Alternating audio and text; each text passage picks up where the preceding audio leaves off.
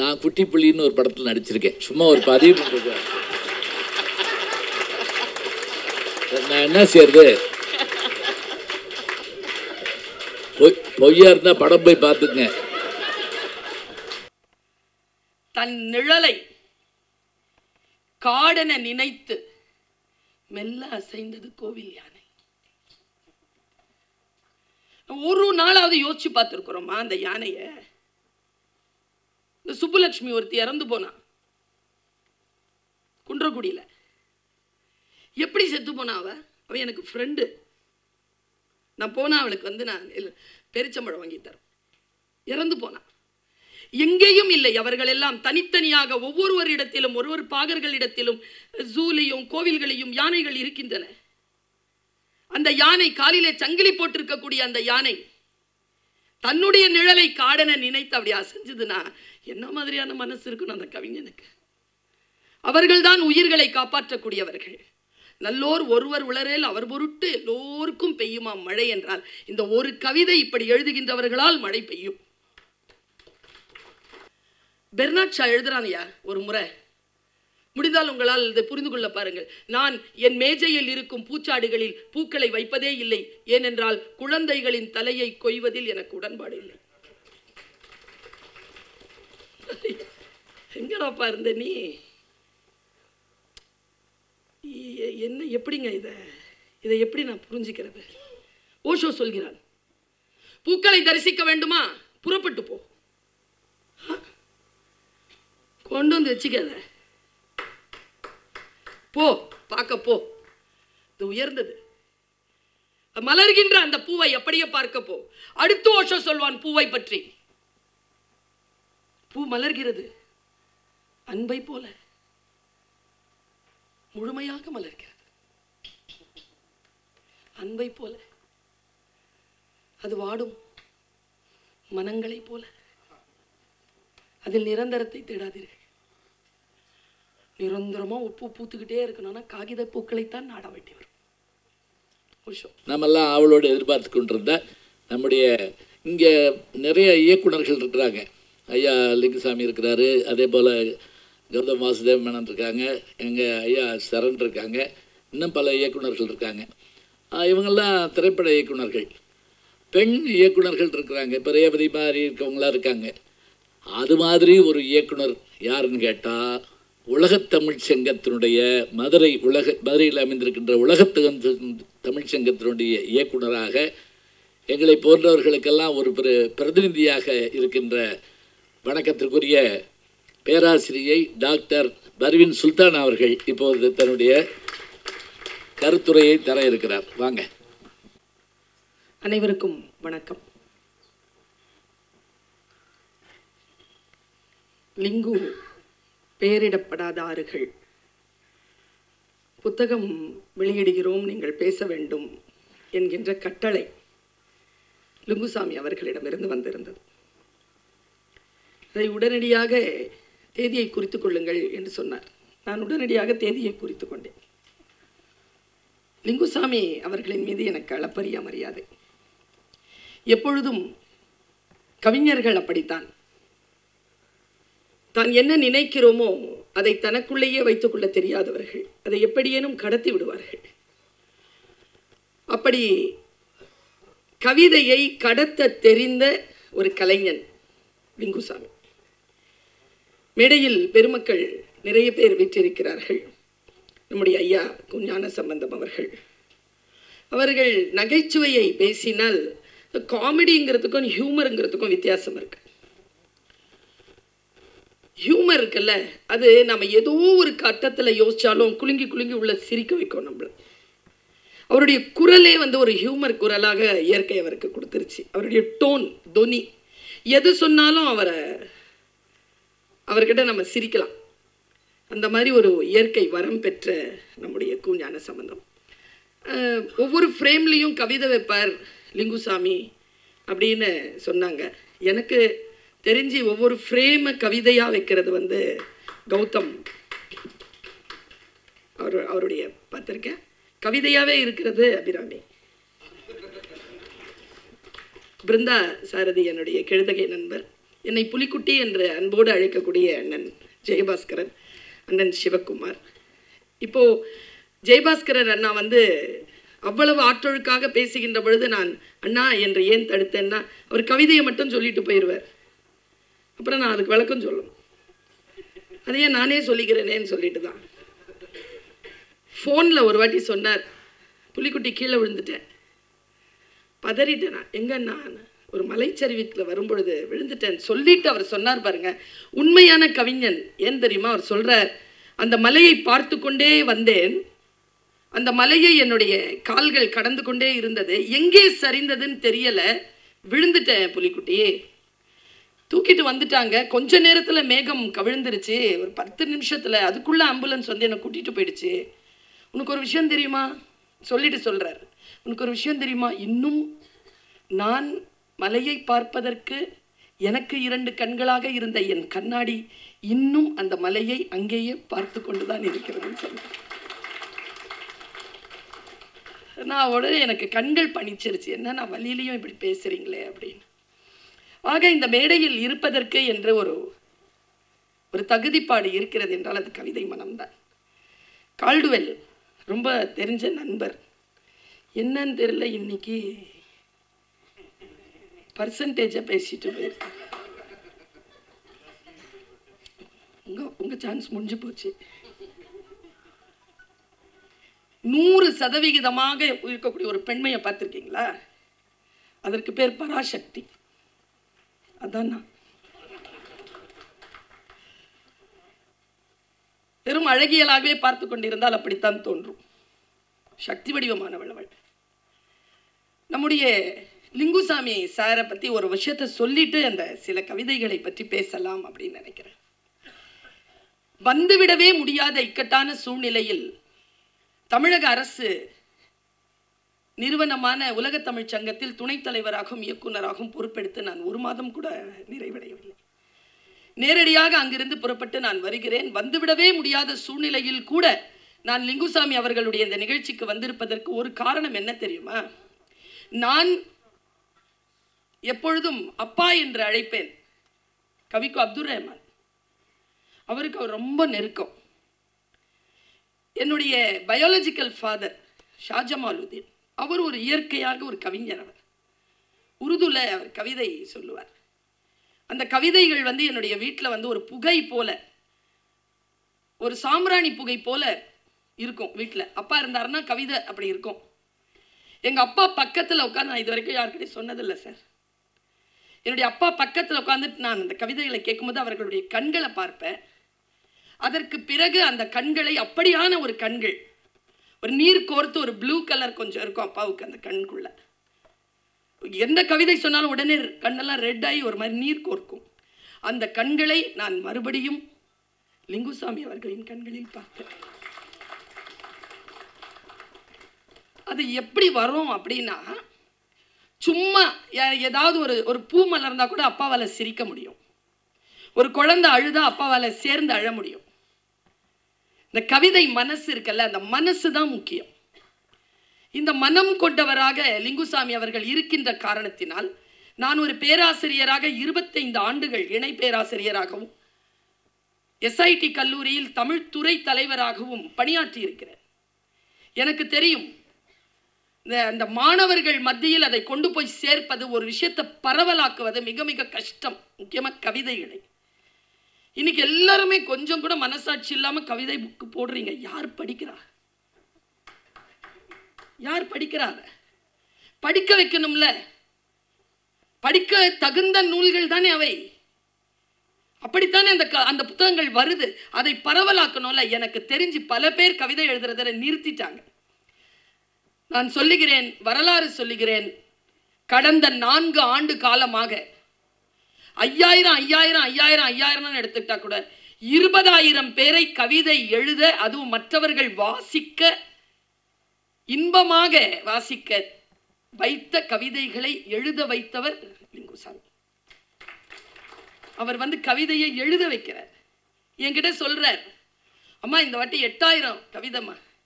எனக்கு என்ன தெரியுமா ஆச்சரியம், இந்த பிருந்தா சாரதி, இந்த ஜெயபாஸ்கரன் அண்ணாலாம் தான் அந்த குழுவில் இருக்கிறாங்க.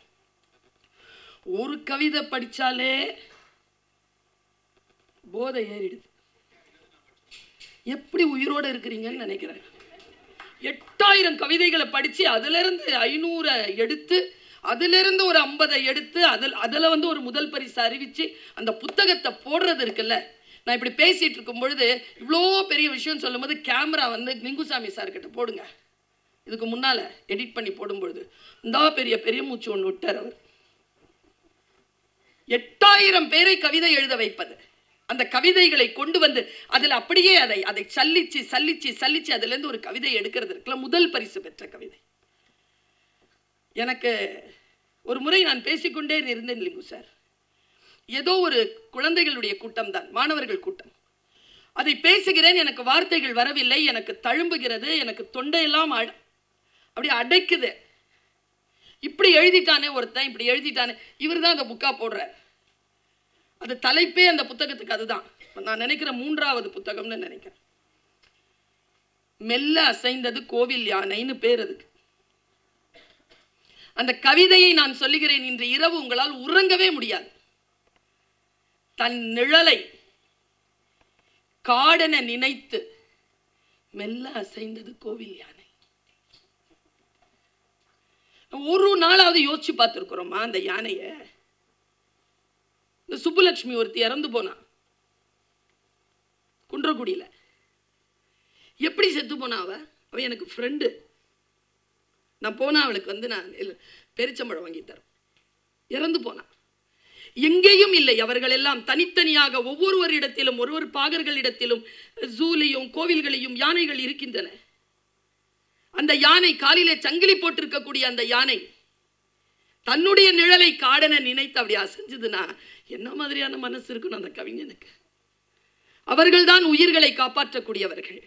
நல்லோர் ஒருவர் உளரேல் அவர் பொருட்டு எல்லோருக்கும் பெய்யுமா மழை என்றால் இந்த ஒரு கவிதை இப்படி எழுதுகின்றவர்களால் மழை பெய்யும். இந்த மனம்தான் ஹைக்கூ. ஒன்றும் இல்லை, நான் வந்து இந்த முறை எங்களுடைய தமிழ்ச்சங்கத்துக்கு சங்க கூடத்துக்கு அமைச்சர் வந்திருந்தார். ஒரு மரத்தை அப்படி நடுறதுக்காக அவர் கையில் கொடுத்தேன். வாங்கி அவர் நட்டுவிட்டு போனார். பக்கத்தில் ஒரு பேராசிரியர் சொல்கிறார், ஒரு வினாடியில் இங்கு ஹைக்கூ நிகழ்ந்தது. திரும்பி பார்த்தேன், இல்லை, நீங்கள் அவருக்கு தரும் பொழுது அதை அவர் அப்படி பெற்று ரொம்ப கஷ்டப்படக்கூடாது என்பதற்காக ஒரு வினாடி பணிந்து அதை கொடுத்தீர்கள். அவர் அதை தூக்கிறதுல கஷ்டப்பட அந்த பணிவு இருக்குல்ல, மற்றவர்களுடைய உயிரை தொடுவது இருக்குல்ல, அது ஹைக்கூ. அந்த ஹைக்கூவை தொட்டவர்கள் மிகச் சிலர் தான். எல்லோராலும் ஹைக்கூ எழுத முடியாது அண்ணா, சிலரால் தான் எழுத முடியும். அந்த சிலரை இந்த உலகத்திற்கு அறிமுகப்படுத்தி தூக்கி போடுறாங்களே. அப்போ அண்ணன் பேசின 3 காப்பி என்றார்கள், 4 காப்பி என்றார்கள், 3 முதியவர்கள். 2ஆம் பரிசு கவிதை அது இந்த வருஷத்துல. பின்னால இருந்து தம்பி துடிக்குது, அது டீ இல்ல காப்பி, எல்லாம் ஒண்ணுதான் அவரு. இல்ல, டீயும் காப்பியும் ஒண்ணு இல்ல, முதியவர்களுக்கு டீயும் காப்பியும் ஒன்றில்லை. நண்பர்களோடு சேர்ந்து உட்காருகின்ற முதியவர்களுக்கு டீயும் காப்பியும் ஒன்றில்லை. 3 காப்பி என்றார்கள், 4 முதியவர்கள் என்பதுதான் கவிதை. அதிலெல்லாம் விளையாடப்படாது. அவர்களை அவர்களாக இருக்க விடுவதற்கு இல்லையா? நான் அண்ணா கிட்ட சொன்னேன்ல, அவர் சொன்ன சில கவிதைகள்ல ஒரு கவிதை எப்போதும் எனக்கு மனசுல நின்ன கவிதையை சொல்றேன். இதில் எல்லா கவிதைகளையும் மனசுல நின்றுச்சு லிங்கு சார். எல்லாத்தையும் பேசினா புக்கு வாங்க மாட்டேங்க. ஒரு சில கவிதைகளை மட்டும் சொல்றேன். இந்த கவிதைக்கு பின்னால் ஒரு மிகப்பெரிய கலை மனம், கவி மனம் இருக்கு. இந்த கலை மனம் இல்லாமல் இந்த கவிதையை எழுதவே முடியாது. நீங்களும் நானும் எழுத முடியாது.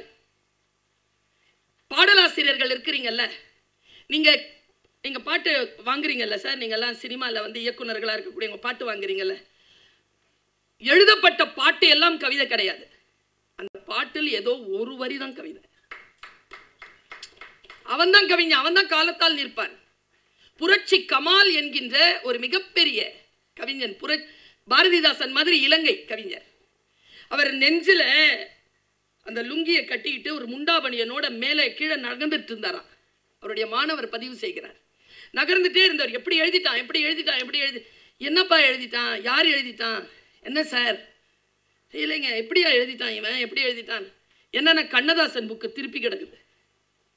என்ன வரி தெரியுமா? நீங்களும் நானும் ரொம்ப கேட்ட பாட்டு தான். மலர்ந்தும் மலராத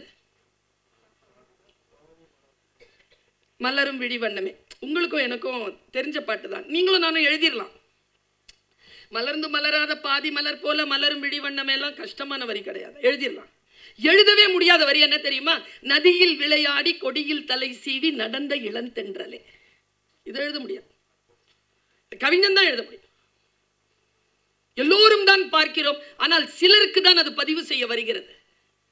கொக்கு தான், நிழல் தான், பியானோன்னு வருது இல்ல, அந்த வினாடி நிகழ்கிறது இல்லையா?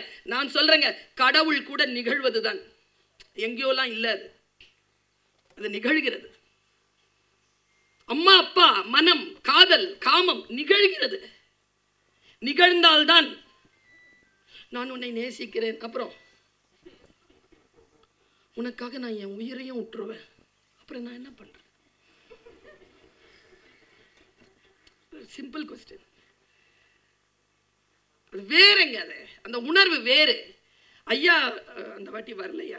நீங்க போயிட்டு வந்ததுக்கு அப்புறமா நாங்க போறோம் ஒரு ப்ரோக்ராம்க்கு பிரான்ஸ்க்கு. அங்க வெர்சல் பேலஸ், அதுக்குள்ள நாங்க போறோம். 3 மணி நேரம்ன்றாங்க. எல்லாரும் எல்லாத்தையும் பார்க்கறாங்க. நான் மட்டும் ஒரு பெரிய ஓவியத்தை மட்டும் பார்த்துட்டு நிக்கிறேன். 1.5 மணி நேரம் 2 மணி நேரம் ஆயிடுச்சு. நான் அந்த ஓவியத்தை தாண்டவே இல்லை. முடிஞ்சா நீங்களும் அங்க கடக்கும் பொழுது அதை பாருங்க. பெரிய ஓவியம், பெரும் மழை இரவு, பெரிய ராட்சதன் மேலிருந்து இறங்குறான். ஒரு ஆணை இப்படி 2 கரங்களால் இப்படி பிடிச்சிருக்கான். அவ்வளோ டீட்டெயில் அந்த ஓவியம். பிடிச்சிருக்கான். அவன் காலை பிடிச்சிட்டு இருக்கிறா ஒரு பொண்ணு. அந்த பொண்ணு ஒரு காலால தான் ஒரு காலை பிடிச்சிருக்கா, 2 கையிலையும் குழந்தைகளை பிடிச்சிருக்கா. அந்த குழந்தைகளுடைய கால்களை 2-3 பெண்கள் பிடிச்சிட்டு இருக்காங்க. அந்த பெண்களினுடைய கால்களை 4-5 ஆண்கள் பிடித்திருக்கிறார். அப்படி சங்கிலியா தொங்குது. அவன் பறக்கிறான். இதான் காட்சி. நான் பார்த்துட்டு வெளியில வந்துட்டேன். மனசுல ஒரு டவுட். பெருமழை இரவு, பெருமழை இரவு ஓவியம் வரைஞ்சானே, எங்கிருந்து இவன் லைட் எடுத்தான்னு பார்த்தேன். மறுபடியும் உள்ள ஓடுனேங்க. நானு உள்ள ஓடி பார்த்தா அந்த பெருமழை இரவின் பாறைகளுக்கு நடுவில் எங்கேயோ ஒரு மின்னல் வெட்டுகிறது. அந்த மின்னலின் வெளிச்சத்தில் அவன் இதை வரைந்திருக்கிறான். இதுதான் இந்த கவிதை. எப்போதும் கூவும் அந்த குயிலை காட்டி கொடுத்தது ஒரு மின்னல். கருப்பா தானே இருக்கு, யாரும் தான் பார்க்க முடியாதுல்ல. இருட்டாச்சுன்னா கருப்பு அப்படி. ஆனா மின்னல் அடிச்சதுல கவிஞனுக்கு குயில் கண்ணில் பட்டுருச்சு. அந்த குயிலை காட்டி கொடுத்தது ஒரு மின்னல் அப்படிங்கிற ஒரு கவிதைகளுக்கு ஊடாக இருக்கின்ற உயிர்ப்பை, தேடலை, நாட்டத்தை, வாழ்க்கையை, கரைதலை நான் புரிந்து கொள்கிறேன், புரிந்து கொள்ள முயற்சி செய்கிறேன். அதுதான் கவிதையாக எனக்கு இருக்கிறது. இன்னொரு கவிதை அவருடையது. இங்க நிறைய பேர் சொல்லிட்டாங்க போல இருக்கு. அண்ணா ஒரு வார்த்தை சொன்னார் பாருங்க. யார் எத்தனை முறை எந்த கவிதையை சொன்னாலும் நான் அதை வித்தியாசமாக சொல்லிவிட முடியும். ஏன் தெரியுமா? ஓஷோ சொல்வார், சொல் எனது, பொருள் உனது, உன் பொருளுக்குள் என் சொல் அடங்காது. அது வேறு. காலம் காலமாக நீங்க பொருளை ஒவ்வொரு சொல்லுக்கும் தேடிக்கொண்டே இருக்கலாம். அப்படி தேடிக்கொண்டிருக்கக்கூடிய சொற்களின் குவியல் தான் கவிதை. இந்த கவிதையில எப்படி எழுதுறாரு பாருங்க அவரு. அமைதியாகிவிட்டது மைதானம், ஆவலில் கூடைப்பந்து வலை. இந்த ஆவலில் கூடைப்பந்து வலைங்கிறதுல ஒரு மிகப்பெரிய ஏக்கம் இருக்கு. ஏக்கம் இருக்கு. இந்த பார்வை இருக்கு இல்லையா, ஒரு பௌர்ணமி வரப்போகிறது. பௌர்ணமி கிட்ட நிலா கிட்ட ஒரு குணம் உண்டு. எப்படி மேலே ஏறுமோ அப்படி கீழே இறங்கும், மேலே ஏறும் அப்படியே கீழே இறங்கும். பீச்சில் போய் பார்த்தீங்கன்னா தெரியும், அது ஏறுற மாதிரியே இறங்கும். அந்த கூடைப்பந்தினுடைய அந்த வலை சற்றே நேரத்திலே வரக்கூடிய அந்த பௌர்ணமிக்காக காத்திருக்கிறது என்று சொன்னது அபாரமான படிமம். அது வெறும் கூடைப்பந்தின் வலை அல்ல, அது வெறும் பௌர்ணமி அல்ல. இதை புரிந்து கொள்கின்றவர்கள் கவிதையோடு வாழ்கிறார்கள், கவிதையாக வாழ்கிறார்கள். நான் கம்பராமாயணத்தையும் திருக்குறளையும் தேவார திருப்பதிகங்களையும் திருப்பாசுரங்களையும் பைபிளையும் திருக்குரானையும் வாசித்தபடி இருப்பவள். ஏன் தெரியுமா? கோடிக்கணக்கான மக்கள் வாசிக்கின்ற ஒரு நூலுக்குள் மறைந்திருக்கக்கூடிய ரகசியங்களை நான் தேடுகிறேன். எதற்காக இவர்கள் வாசிக்கிறார்கள்? தொடர்ந்து வாசிக்கிறார்கள்னா ஏதாவது ஒன்று நடக்கணும்ல, உள்ள ஒன்று இருக்கணும்ல. அது என்னது? அவங்களும் சொல்ல மாட்டேங்கிறாங்க, சொன்னா நமக்கும் புரிய மாட்டேங்க. நாம படிச்சு புரிஞ்சுக்கலாமே என்று தேடுகின்ற பொழுதுதான் கம்பனில் ஒரு வரி வரும், கோதாவரி கடந்துச்சான். அப்படி எப்படிடா கடந்துச்சுன்னா, சான்றோர் கவியென கிடந்தது கோதாவரி. ஒரு ஆறு எப்படிடா கிடக்குதுன்னா, கவி கவி இல்ல, சான்றோர் கவி. ஒரு ஆறு அப்படித்தானே இருக்க முடியும், சான்றோர் கவியாகத்தானே ஆறு இருக்க முடியும். எனக்கு இவருடைய ஒவ்வொரு கவிதையும் ஒரு கவிதை, அவங்க தேர்ந்தெடுத்த கவிதை ஒன்று எனக்கு ரொம்ப பிடிச்சது. அது அவர் ஃபர்ஸ்ட் பிரைஸ் அறிவிக்கிறதுக்கு முன்னால் எனக்கு ஃபோனில் சொல்கிறார். நான் சில கவிதைகளை சொல்கிறேன். அவர் அந்த கவிதையை சொல்லிட்டு இதுதான் ஃபர்ஸ்ட் பிரைஸ்ன்னு சொல்லிட்டு அவர் சொன்ன காரணம் இருக்குல்ல, அதில் சாங்ஷன் அண்ணா, ஓகே, அதான் ஃபர்ஸ்ட் பிரைஸ். கொக்கோடு பறந்த மீன் தான் நீந்திய குளத்தின் முழு பரப்பையும் பார்த்தது. சான்ஸே இல்லைல்ல. கொக்கு வாயில மாட்டலனா அந்த காட்சியே கிடையாது. முடிஞ்சா மாட்டி பார்த்துக்கோ, மாட்டிக்கொள்ளுங்க. நீங்கள் வாழும் பரப்பை பார்க்க வேண்டும் என்றால் சில அப்படி போயிட்டு தான் வரணும், வராமல் கூட போகலாம். பார்க்க வேண்டும் என்றால் பயணத்திற்கு தயாராக. எனக்கு ரொம்ப பிடிச்சமான இந்த பூலாம் சொன்னாங்கல்ல, எனக்கு ரொம்ப பிடிச்சமான ஒரு கவிதை சின்ன வயசுல நான் படித்தது. பூவை விற்று அதை விட சிறப்பானதாக எதை வாங்கிவிட முடியும்? இதை நான் மறக்கவே முடியாது இந்த கவிதையை. எனக்கு நீங்க அதாவது கவிதை உங்களது, புரிதல் என்னுடையது தானே, எனக்கு அந்த சுதந்திரம் உண்டு தானே. குப்பையில் பூக்காரன் குப்பையில் கொட்டுவது கூட பூக்களைத்தான் அப்படின்னு ஒரு கவிதை எழுதியிருந்தார்ல. நினச்சி பாருங்களேன், ஒரு மங்களத்திற்கு ஒரு பூவை போடுறோம், ப்ரோக்ராம் முடிஞ்சிருச்சு, பாயை உதிரி பூவை எதால தொடுவோம்? தொடப்பத்தால் தொடுவோம். அதனால்தான் நான் பூவை அவ்வளவு சீக்கிரமாக பயன்பாட்டிற்குள் வருகின்ற பொழுது மனசு அப்படி நிற்கும். பெர்னாட் ஷா எழுதுறான்யா ஒரு முறை, முடிந்தால் உங்களால் இதை புரிந்து கொள்ள பாருங்கள். நான் என் மேஜையில் இருக்கும் பூச்சாடிகளில் பூக்களை வைப்பதே இல்லை, ஏனென்றால் குழந்தைகளின் தலையை கொய்வதில் எனக்கு உடன்பாடு இல்லை. எங்கடாப்பா இருந்த நீ? என்ன, எப்படிங்க இதை எப்படி நான் புரிஞ்சுக்கிறது? ஓஷோ சொல்கிறான், பூக்களை தரிசிக்க வேண்டுமா, புறப்பட்டு போ, கொண்டு வந்து வச்சுக்காத, போ, பார்க்க போ. இது உயர்ந்தது. மலர்கின்ற அந்த பூவை எப்படியே பார்க்க போ. அடுத்து ஓஷோ சொல்வான் பூவை பற்றி, பூ மலர்கிறது அன்பை போல, முழுமையாக மலர்கிறது அன்பை போல. அது வாடும் மனங்களை போல. அதில் நிரந்தரத்தை தேடாதீர்கள். நிரந்தரமா பூ பூத்துக்கிட்டே இருக்கணும்னா காகித பூக்களைத்தான் நாட வேண்டி வரும். அன்பாக இருக்கின்ற தருணங்கள், அந்த தருணங்கள் தான் சத்தியமானவை. என்கிட்ட இவ்வளோ அன்பா இருந்த முந்தானத்து இருந்தேன், உண்மைதான். இப்போ இல்லை இல்லை, உண்மைதான். என் பொண்டாட்டி எப்பவுமே எப்படி சிரிச்சுக்கிட்டே இருக்க முடியும்? கழுடுவேன் சார், கோவம் வரும் தான். சிரிச்சுக்கிட்டே எல்லாம் இருக்க முடியாது. எப்பொழுதும் மலர்ந்தே இருக்க முடியுமா? முடியாது. பூக்கடைக்காரன் குப்பை தொட்டியில் கூட அந்த பூக்களைத்தான் போடுவான். நீங்கள் மறுக்கவே முடியாது. இந்த வினாடிகளை நான் எப்படி சுமக்கிறேன் என்பதனை, ஒவ்வொரு கவிதையையும் என் உள்ளே நான் எப்படி பயணப்படுகிறேன் என்பதைத்தான் உங்களுக்கு சொல்கிறேன். இதுல நீங்க நினைக்கிறீங்களா சற்று நேரத்தில் பௌர்ணமி, ஆவலில் கூடைப்பந்து வலை, இதெல்லாம் அந்த கவிதைன்னு? இதுல உண்மையான கவிதை எது தெரியுமா? அமைதியாகிவிட்டது மைதானம் என்பதுதான். அமைதியாயிடுச்சுங்க.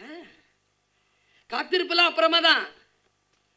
அமைதியாகிவிட்டது மைதானம். இனி பந்து இல்லை, இனி விளையாட்டுக்காரர்கள் இல்லை, யாரும் இல்லை. அமைதியாகிவிட்டது மைதானம். காத்திருக்க தொடங்கியது கூடைப்பந்து வலை.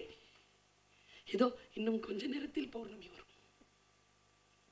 இவருடைய புத்தகத்தில் தான், இவர் தேடிய கவிதையின் புத்தகத்தில் தான் பௌர்ணமி நிலவை பற்றிய ஒரு கவிதை வந்தது. உலகமெல்லாம் புகழ்பெற்ற கவிதை அது. ஞாபகம் இருக்கா லிங்கு சார்? அவரு கனிமொழி அம்மா தான் அதை பேசுறாங்க. இதுல எனக்கு ரொம்ப பிடித்த கவிதைன்னு அவங்க பேசுறாங்க. நான் மேடைகளில் எனக்கு ரொம்ப பிடித்த கவிதைன்னு நான் பேசுறேன். அவங்க பேசும்போது அவங்க கண்கள் பணித்தன. நான் பார்த்துட்டே இருக்கிறேன் அவங்கள. அவங்க என்ன பார்த்தாங்க, என் கண்ணிலையும் கண்கள்ல கண்ணீர் வந்துச்சு. காத்திரமானது, அவ்வளவு காத்திரமானது. யாரால் புரிந்து கொள்ள முடியும் அதை? பெண் மனம், ஆண் மனம் என்று சொல்லுகிறோமே, அந்த மனங்களில் ஆழமாக இறங்கி அந்த முத்து குளிக்காமல் இதை புரிந்து கொள்ளவே முடியாது. கடைசி இலையும் உதிர்த்த பிறகு, கடைசி இலையும் உதிர்த்த பிறகு நிலவை சூடிக்கொள்கிறது மரம். என்ன ஒரு வெறுமை, என்ன ஒரு காத்திருப்பு. அதற்கு பிறகு அது எடுக்கிற பெரிய டிசிஷன். எப்படி புரிந்து கொள்வீர்கள் நீங்கள் இதை? நிலவை பற்றி இவர் எழுதிய அந்த வார்த்தையில் அமைதியாகிவிட்டது மைதானம் என்பதுதான் கவிதை என்று நான் நினைக்கிறேன். ஏதோ ஒரு வகையிலே நாம் எல்லோரும் ஆரவாரமாக பயணிக்கின்ற அந்த நேரத்தில் மட்டும் கவிஞன் அமைதியாக எதையோ கவனிக்கிறார். இது ரொம்ப ஒரு சட்டையரான ஒரு கவிதை சொல்றார். இது ஒரு பொது உடைமை ஒரு கவிதைக்கான விதை ஹைக்கூவில் விதைக்கப்பட்டிருக்கிறது. நெல் கவ்வி கூண்டேகிய கிளிக்கு தெரியாது, விதைத்தவனுக்குத்தான் சீட்டெடுத்தோம் என்பது.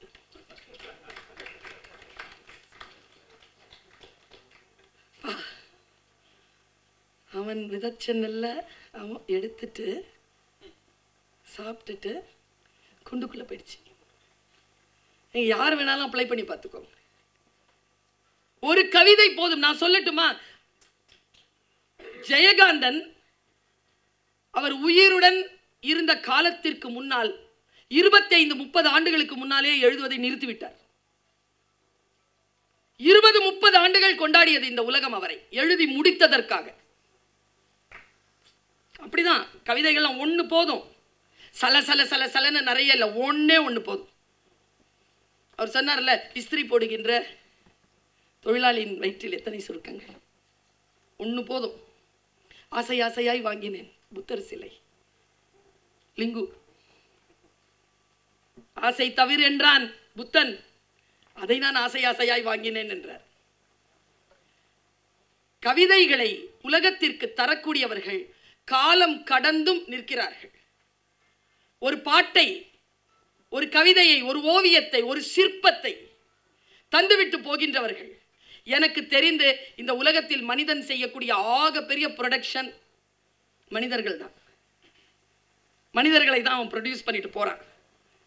சிலர் தான் அந்த எனர்ஜியை வச்சு மனிதர்களை மட்டும் ப்ரொடியூஸ் பண்ணாம சில கலை பொருட்களை, கவிதைகளை ப்ரொடியூஸ் பண்ணிட்டு போயிடுறாங்க.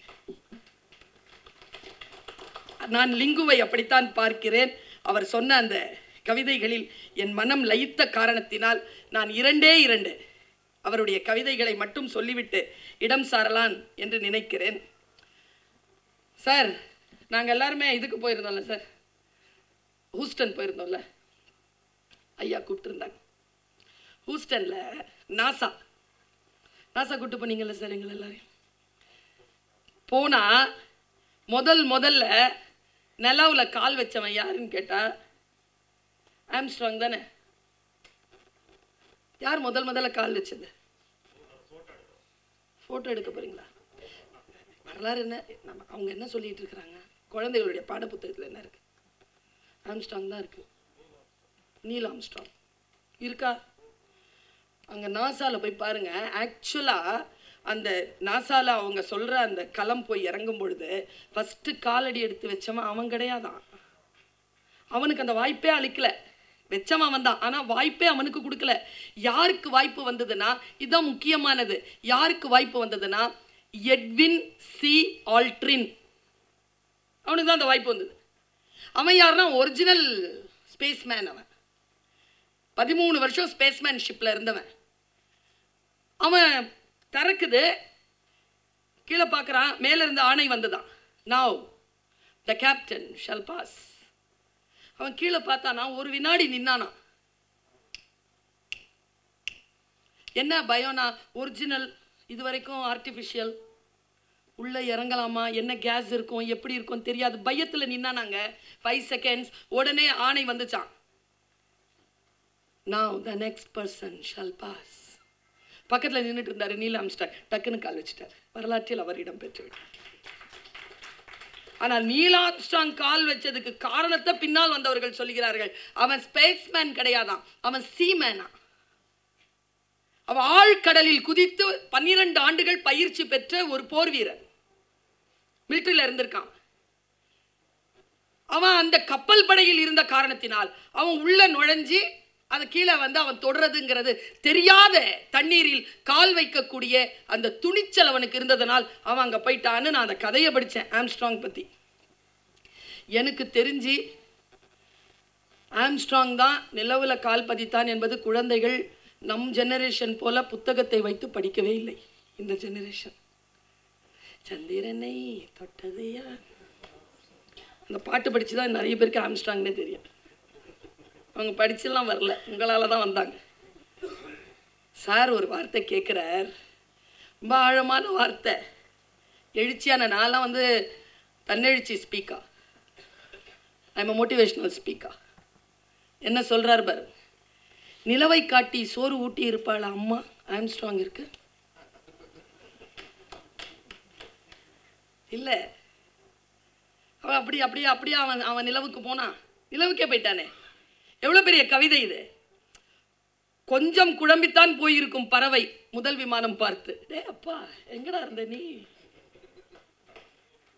கொஞ்சம் குழம்பித்தான் போயிருக்கும்ல பறவை. யாரா இதுன்னு நான் சமீபத்திலங்க இந்த பறவைகள் இருக்குல்ல, எனக்கு லிங்கு சாரையும் ஜெயபாஸ்கர் அண்ணாவையும் பிருந்தா பார்த்த சாரதியையும் நாடி நான் படிப்பதற்கு காரணம், அவர்கள் இயற்கையை நேசிக்கின்றார்கள், உயிர்களை நேசிக்கின்றார்கள். இயற்கையை நேசித்து காற்றை மட்டும் அவர்கள் சுவாசிப்பதில்லை, அந்த காற்றை சுவாசிக்கும் எல்லா உயிர்களையும் நேசிக்கிறார்கள். ஒன்றும் இல்லை, நான் எங்கள் அப்பாவுடைய கண்ணை பற்றி சொன்னேன்ல, முடிஞ்சா அவர் தியானம் பண்ணுறவர் கண்ணை காட்ட மாட்டார், எங்கள் அப்பாவும் கண்ணை காட்ட மாட்டார் சாதாரணமாக. அந்த கண்களை நீங்கள் ரொம்ப நல்லா கூர்ந்து பார்த்தீங்கன்னா, புலி இருக்குல்ல, சிங்கம், புலி, யானை, முதலை, கொக்கு, அந்த கண்களில் இருக்கக்கூடிய மனுஷனுக்கு தான் பார்த்தா அந்த ஒரு நினைவு வரும். அந்த மிருகங்கள்லாம் எந்த முன்முடிவுகளும் இல்லாமல் பார்க்கும்ல, அந்த முன்முடிவுகள் இல்லாமல் பார்க்கக்கூடிய கண்கள் லிங்குக்கு. எந்த முன்முடிவுகளும் இல்லாமல் அவர் பார்ப்பார். அந்த கண்களில் முன்முடிவுகளே இருக்காது. கற்றல் நிகழும், அந்த வினாடியில் கற்றல் நிகழ்ந்தால் அவர் ஏதோ ஒன்று செய்வார். நான் அவரை வைத்து நான் பேட்டி எடுத்தேன். அப்பொழுதுதான் அவர்களுடைய கண்களை பார்த்தேன். எங்கேயோ பார்த்திருக்கேன் இந்த நம்ம அப்பா கண்ணு. இந்த நெருக்கம் இருக்கு இல்லையா, நான் உணர்ந்த கவிதை உலகத்திற்குள் தன்னை முழுமையாக ஈடுபடுத்திக் கொள்ள தெரிந்த மற்றொரு உயிரை நான் பார்க்கிறேன். என் இளம் பிரயாத்திலிருந்து நான் கண்ட அந்த கவி கண்களை நான் இங்கே பார்க்கிறேன். எங்கள் ஐயா கவிக்கோ அப்துல் ரஹ்மானும் அப்படிதான். அவருடைய விரல்கள் பேசும், அவருடைய உதடுகள் பேசும், ஒரு புல்லாங்குழல் போல கைகளை அப்படி நகர்த்தி நகர்த்தி பேசுவார். இயற்கையை நேசிக்கக்கூடியவர்கள். ஜெயபாஸ்கர் அண்ணாவும் அப்படித்தான். அவருடைய கவிதைகள், பிருந்தாவும் அப்படித்தான். கவிஞர்கள் இவங்கெல்லாம் கமர்ஷியல் கவிஞர்கள் இல்லை, மக்கள் வரைக்கும் போய் சேர வேண்டிய கவிஞர்கள்.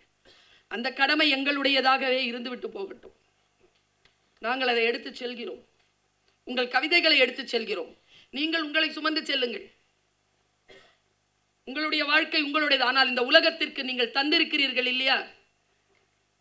புத்தரை ரொம்ப பிடிக்கும் அவருக்கு. தியானம் பண்ற ஆளு கவிதை எப்படி எழுதுறாரு பாருங்க. அசோகன் இத்தனை மரங்களை நட்டார், அதில் ஒன்று கூடவா போதி மரமாக இல்லை?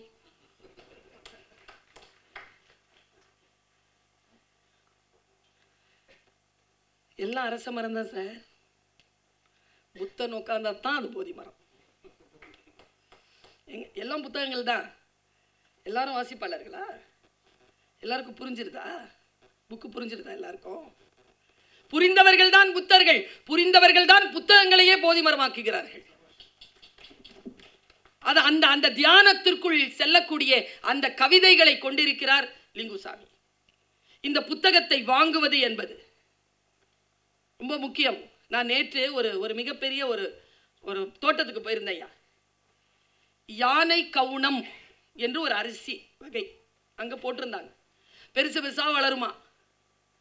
அந்த ஆள் சொல்றார், அந்த ஓனர், அந்த அந்த நிலத்திற்கான ஓனர் சொல்றார், அவர் கல்வியல் ஆளர், அவர் சேதுகுமணன் அவருக்கு பேரு. அவர் சொல்றார், அம்மா பல நேரங்களில் நாங்கள் அறுவடை பண்ண போகும்போது யானை கவுனத்தை மட்டும் அறுவடை பண்ண மாட்டோம்மா. ஏன் யான்னு கேட்டேன். யானை கவுனத்திற்கு கீழே இருக்கக்கூடிய அந்த அடிப்பகுதி இருக்குல்ல, அங்கதான் தேன் சிட்டு கூடு கட்டுமா. சரியா? நான் இங்க பேர்னாம்பெட்க்கு ஒரு வாட்டி போயிருந்த போது, பேர்னாம்பெட்டில் ஒரு வயதான அம்மா மடி நிறைய மஷ்ரூம்ல என்ன சொல்லுவாங்க அதுக்கு, காளான் வச்சுக்கிட்டு இப்படி மடியில் இப்படி வச்சுக்கிட்டு போத்து, அவன் பை இப்படி வச்சுக்கிட்டுச்சு, இது போட்டுட்டு இப்படி வச்சுக்கிடுச்சு. காது திருகிட்டே வருது தன்னுடைய பேரனை. ஏமா திட்டுறீங்க அப்படின்னா, எல்லாத்தையும் பிடுங்கி போட பார்த்தான். எல்லாம் நாமளே தின்னுட்டோம்னா ஆடு மாடு என்ன திங்கும்? இந்த மொழி இருக்குல்ல, இந்த பழமையான பாட்டி மொழி இருக்குல்ல, அது கவிதை மொழி, கவிஞன் மொழி. எப்படி சொல்றாரு பாருங்க. இந்த கவிதையால் மனதை தொட்டிருக்கிறீர்கள் நீங்கள் லிங்கு சார். வயல் முழுக்க வண்ணத்து பூச்சிகள், என்ன செய்வது? களை பறிக்க வேண்டுமே. களை பறிக்கணும், பட்டாம்பூச்சியா பறக்குது, என்ன பண்றதுன்னு களை பறிக்காம நின்றுட்டு இருக்கான் மனுஷன். களை பறிக்க தெரிந்திருந்தால் இன்றைக்கு வேறு சில உயரங்களை இன்னும் எட்டலாம். பட்டாம்பூச்சிகளுக்காக விட்டு விடுகிறீர்கள் போலும்.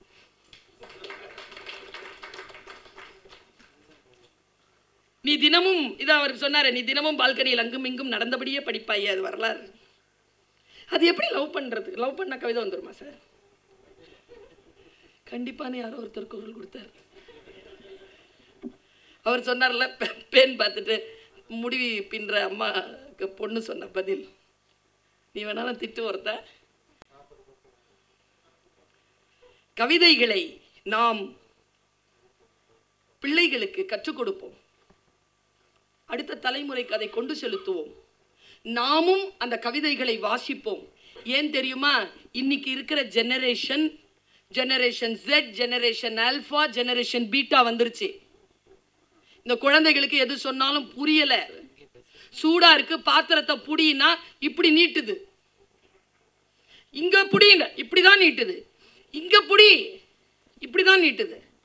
கெட்ட கெட்ட வார்த்தையா சொல்ல ஆரம்பிச்சது அந்த அம்மா அந்த குழந்தைய. அப்புறமா தான் அந்த காதை பிடிக்குது. நான் ஒரு டீச்சராக சொல்லவா என்ன பிரச்சனைன்னு, ஓவராக ரீல்ஸ் பார்த்தோம்னு வச்சுக்கோங்க, யார் சொன்னாலும் புரியாது, மந்தமாயிரும். ஒரு கவிதை போதும் மனதை ஆக்டிவேட் பண்ணுறதுக்கு, மனதை தியான நிலைக்கு கொண்டு செலுத்துவதற்கு.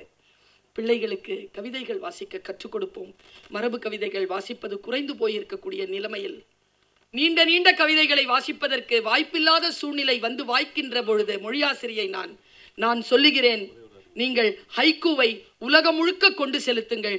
நிச்சயமாக நம் மரபும் நம்முடைய வாழ்வியலும் அடுத்த தலைமுறைக்கு கடத்தப்படும். அந்த முயற்சியை மேற்கொண்ட பெயரிடப்படாத ஆறுகள் என்ற தலைப்பிட்ட லிங்குசாமி இன்னும் பல்லாண்டு வாழ வேண்டும், பல கவிதைகள் தர வேண்டும் என்று என் தமிழால் வாழ்த்தி அமைகிறேன். நன்றி, வணக்கம். கடல் சென்று கலப்பதைப் போல அவருடைய குரல் வளம், அதே போல முகபாவங்கள், அபிநயம் எல்லாமே சேர்ந்து நம்ம மனதில் எல்லா கவிதைகளையும் மனப்பாடம் பண்ண வச்சிருச்சு.